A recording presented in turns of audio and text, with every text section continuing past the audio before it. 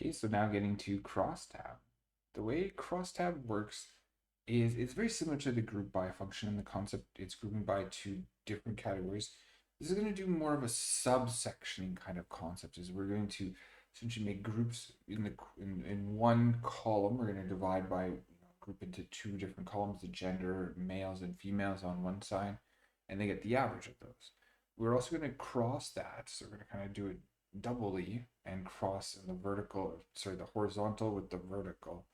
And so if we have a category of gender and maybe a category of color of eyes or something, and we'll subsection those by each one of those, and we'll say find the average height for gender per eye color and get a sense, a good sense of that data, right? So really cross sectioning, kind of like this street walk here, we're cross sectioning, we're sort of going two directions, whereas we're just grouping by different classes. They're putting all things into different colored fruit, yellow, green, blue. But what we're going to do here now is we're cross sectioning, so we're going to divide one way and then divide the other way.